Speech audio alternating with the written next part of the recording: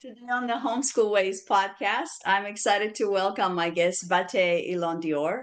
She is a passionate mother, an educator, and an author who was inspired by her son's communication challenges to start a whole series of books. And I know a lot of us mothers have to deal with different kinds of children, even within the same family. Some children speak sooner than others. Some children walk sooner than others. We've got children that learn to read at 4. We've got children that learn to read at 10. So this is an interesting family, and I wanted Bate on my show to tell us about how she dealt very creatively with a situation that could have been. I'm sure it was stressful. And first of all, welcome to the show, Bate. Thank you. Thank you so much for having me. It's a pleasure to be here. And just like you're saying, I have three kids, and Joshua is my youngest. And by the time he turned 3, I mean, before that, we had noticed that he was not as quick to talk as the other girls. And I was told, okay, well, boys are slower, they'll catch up. And after a while, but it actually hit home when I took him to the daycare, his first daycare. And the second day I got called in, and there was a group of teachers, and they're like, I'm sorry, we can't see him. You have to take him. That the way he behaves is like I've been teaching for 20 years, and when I see a problem, I know a problem, and there's a problem. So I would not have him here until you go get him formally evaluated.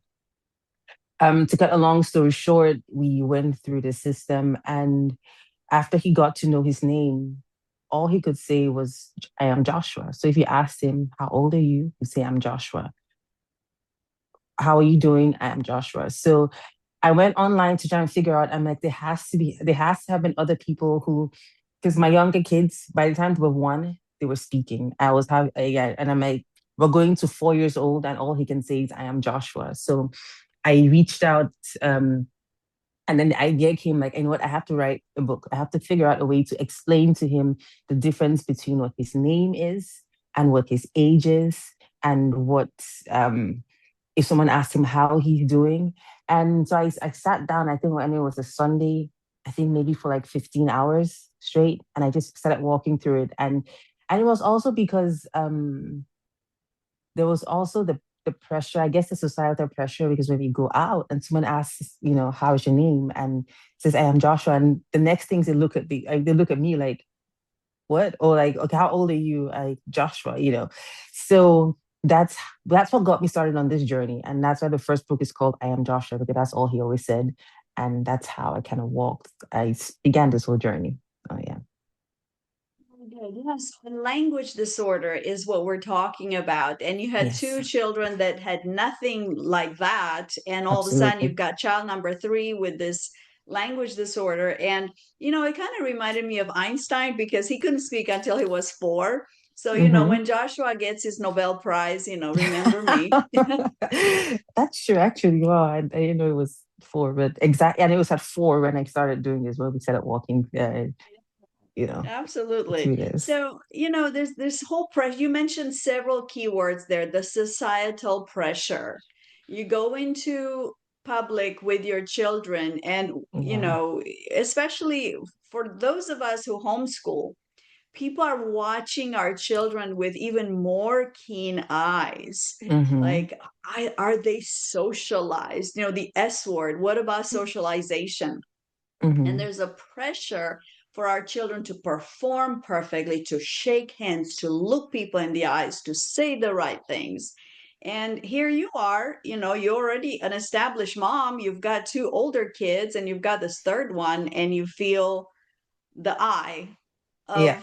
of the public, Yes. on you when you go in public. So, um, you came up with the book series as he was going through this, or did you Absolutely. did you know before that you kind of wanted to write something? No, I mean, so he had an evaluation in school, and he came back and he had 0 for vocabulary. And I could not believe, first of all, that they would give a child 0 in vocabulary, because he said a few words, but the testing system was called rapid testing. So he had to be able to respond. And for him, his brain just didn't process things that quick enough to be able to respond, even in like naming letters he knew. So because of that, he had a zero. And I was like, what am I doing wrong? So it was in the spur of the moment. And I texted my sister, I'm like, you know what? I'm going to write a book. She's like, okay. I was like, I need to find a way. I need pictures. I need something to help him just get through this, get his mind to go beyond. So it was something, it was birthed out of hope, like, let me say hopelessness or trying to find a solution.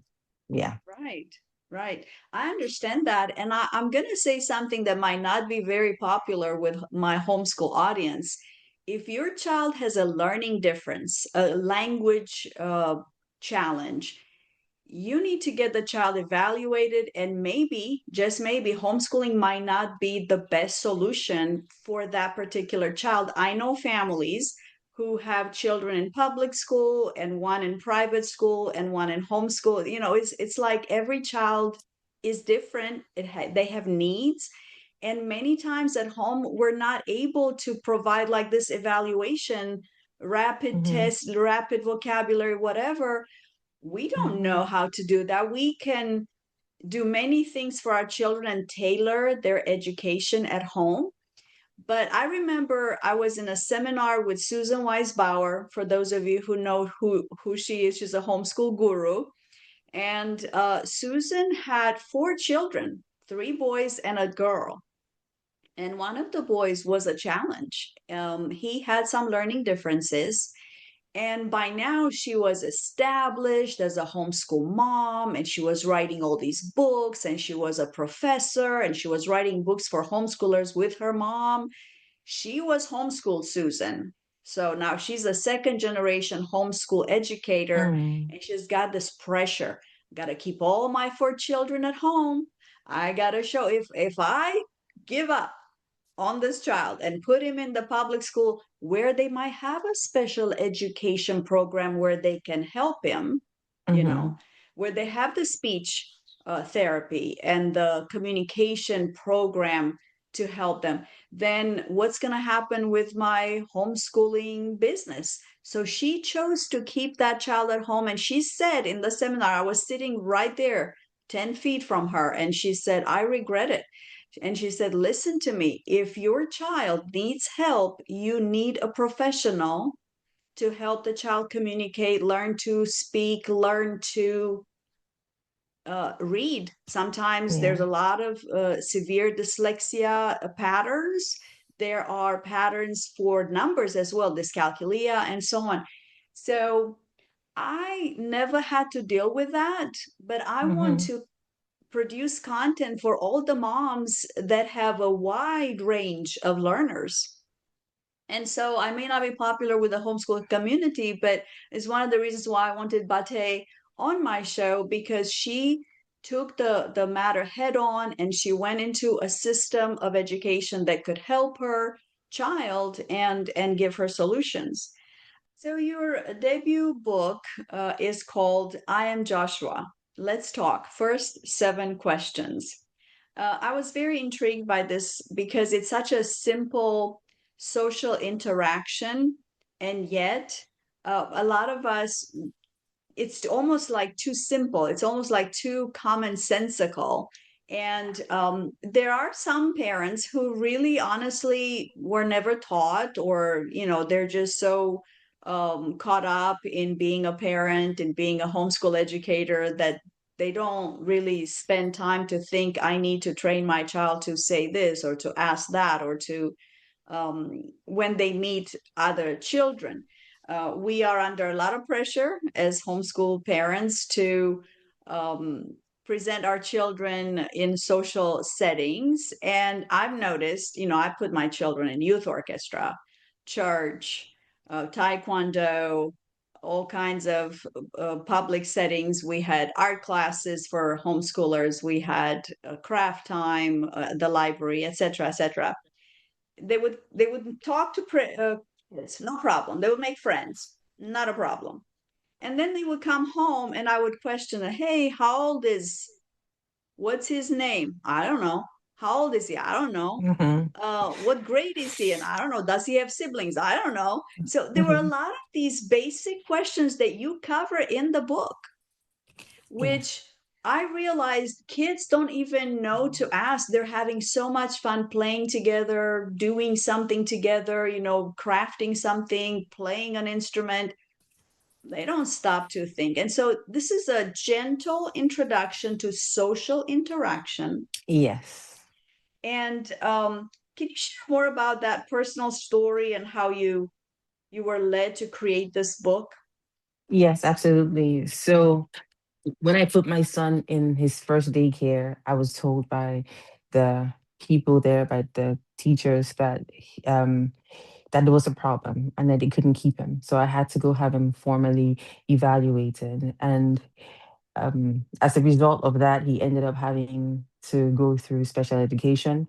And in that process, part of the testing within the system was um, they had this rapid vocabulary, and I know he came back with a zero.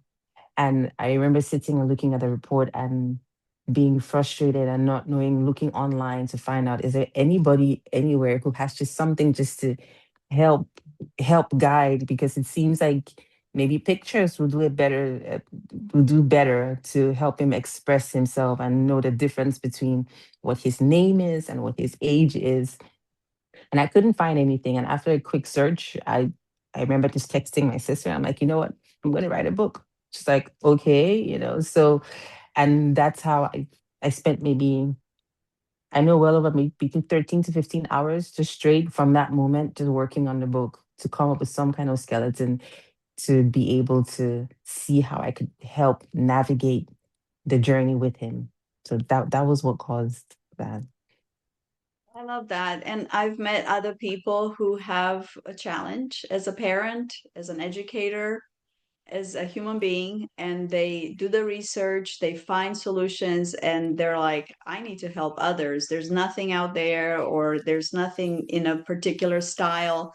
So, this is the best response to a challenge. You turn it Mhm. into a blessing for others and for yourself. I'm sure you enjoyed the process. Um, we're about to get back to the show, but first, I want to ask my audience, are you organized for 2026? If you need a little help, go to homeschoolways.com/organized and download the PDF, which will help guide you through a 1 hour process of organizing your homeschool. There are several categories. It's like a little cheat sheet. You just download that for yourself and you will feel a lot better about, a lot more in control of the whole process. Now let's get back to the show. Now, your series includes also a story like Joshua's Days of the Week. Tell us more about that Yes. title. So the days of the week, after hearing him say his age for the first time while we were reading the first book, I was inspired. And another thing that made a difference was the fact that he felt connected to the fact that the book was about him. So every time he saw the book, he would be like Joshua, and that's also something that um, I would like to encourage people. If you find yourself in that situation, like something that is personalized could be some. It could also help improve the child's connection to what's actually happening. So after hearing him say his age for the first time, the next step was, okay, how about we learn time? Because I noticed that time was an issue, understanding like today, tomorrow, and that's what birthed the days of the week. And but I remember reaching out to his speech therapist and his teacher and telling them, hey, I mean, I'm not sure what resources you're using, but I would like to be able to, contribute. And to be honest, I did get pushback. Just also see that as a balance, as the role that we parents play and the role that the educators play. Because one thing I was told was, hey, I mean, he can barely say his name, and you're going into days of the week. That's time. Time is a challenging concept. Some kids don't get time until just 7. Why not focus on getting him to know the basics? But I mean, I was like, if we don't stretch the goal, how far do we know he would be able to play? So Um, Regardless, I went through the process, and after a while, because in the book Days of the Week, I had to start showing how, okay, you sleep one day and you wake up the next, and that's a new day. Like the sun goes down and the sun comes up. And I had never had to do that to any of my other kids because they just knew it. But because of, having to walk through this process with him, and amazingly, when it after a while, when it came, it's night, it was like, oh, it's nighttime. And then it's like, oh, it's morning. And then he was not able to express the difference and even be able to repeat the days. I mean, even though they were not organized, but he was still like, oh, Tuesday, Friday. And so that's how I progressed from the days of the week. I'm sorry, from the introductory questions into the concept of time, just days of the week, just routine. There's a journal for young girls. Tell us more about that. I think the title is Falling in Love with My Story. Yes. So, because like I mentioned, I have two older girls, and there was the title, "The Falling in Love with My Story," was something that it was something that I had learned personally because I used to love watching movies, especially like I mean, I guess like maybe I can't call names, but and there was one evening where I really wanted to watch a movie, but I just didn't have access to it, and all of a sudden I just felt in my spirit like, you know what? The amount of time and effort that I'm spending to watch these stories and to be inspired by, oh wow, they saved the day. If I fell in love with my story that way, there will be so much more that I would understand and that I'll be able to give. So I decided to, when my oldest daughter was turning 10, I decided to create this journal just to help kids or girls just to embrace because every part of you is what ends up being what you would be in the future. So that's how the falling in love with your story came about, just embracing every part of it and learning. I just love that because, like you said, it's so easy to space out in front of a screen where other people's lives are lived. Yep. And we look up to them and their Yes. challenges and their Yes. solutions to Mm-hmm. life's issues. And here we are over here with our own self image, and you start them young. I can hear so many buzzwords: gratitude, accountability, appreciating your own journey, Yes. lessons from life. And you teach them, hey, here's your journal. I can see this as a wonderful birthday gift for a certain Yes. milestone birthday or a Christmas gift.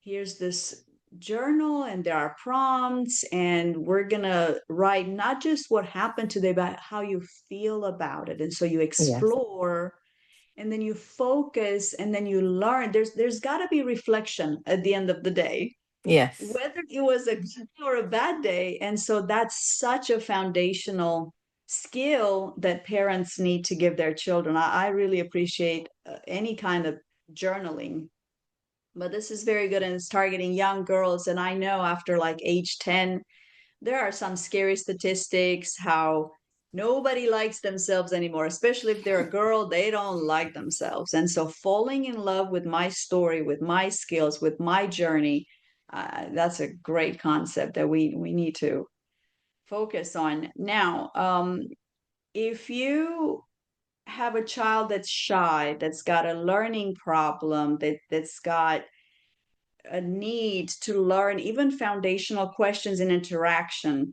How do you see parents who have this need incorporate these stories like tools in their routines? So I think first of all, it would be nice for the parent to also understand themselves and what they can do. So I'm from Cameroon originally, and traditionally we don't do bedtime stories. It's just not a thing. Your parents say good night, bye.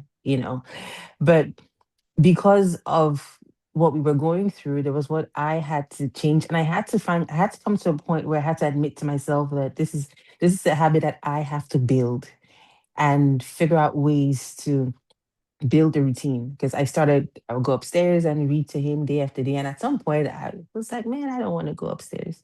So I was like, but if I have to do this, let me figure out another way to do it. So I started keeping books in my room by my bed. So I'm like, I can read to you here before you go upstairs. So I started trying to find ways that I could still get what needed to be done, but then in a way that I don't feel, I don't feel, stressed about it, but still finding a way to incorporate it. So I would say for people who have younger kids, if a kid is shy, if there's something that you're trying to do, I think it's first of all good to, if you identify a task that you think is necessary, then also figure out how you can incorporate that in your lifestyle without it being burdensome. Find a way to make it, they teach us, okay, they say, okay, hey, find a way to make it interesting for the kid. Great.